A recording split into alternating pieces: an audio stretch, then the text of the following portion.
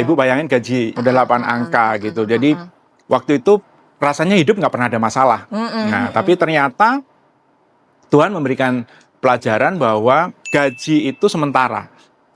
Gaji itu sementara. Jadi kalau kita nggak bisa ngelola gaji kita dengan baik, ya akhirnya kita jatuh. Dan benar, pada saat saya memutuskan untuk keluar dari karir, ya benar-benar jatuh. Jatuh. Walaupun waktu itu udah siap mental apa segala macam, tapi tetap aja 8 angka itu hilang, ya jatuh gitu. Nah, setelah belajar, akhirnya saya bisa ngajarin anak, kenapa nggak kita bicara ini kepada khalayak yang lebih luas gitu ya. Dan akhirnya saya putuskan tahun 2018 saya sekolah lagi, Bu. Oh gitu. Ya, saya sekolah lagi khusus mengenai perencanaan keuangan ini. Makanya ada gelarnya di belakang nama itu sekarang ada CFP. Itu kira-kira sih cerita singkatnya. Kalau ditanya alasan, ya itu mungkin jalan Tuhan. Gitu. Setelah Mas Basri itu keluar dari dunia profesional lah ya, terus kemudian menjadi seorang financial planner bersertifikasi, yang sering kali ditemui permasalahan dari kalangan anak muda ataupun yang sudah menjelang pensiun itu apa sih, Mas?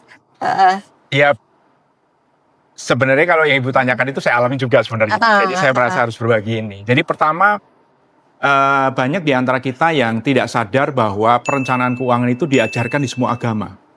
Gitu. Mungkin kalau Ibu kan baca Quran itu ada di dalam surat Yusuf ayat 43 sampai 46. Mungkin di agama Kristen bahkan itu ada di dalam Taurat, di kitab Kejadian 41 itu ada kisah tentang 7 sapi betina gemuk yang makan 7 sapi betina kurus kan itu. Atau ada yang 7 tahun panen melimpah ruah, kemudian 7 tahun berikutnya itu masih musim paceklik. Nah, itu kan sebenarnya dari apa yang diajarkan di kitab suci, dari kisahnya Nabi Yusuf itu kita belajar bahwa hidup itu nggak akan sama seperti sekarang terus. Betul. Bahwa hidup itu akan ada up dan ada down gitu ya.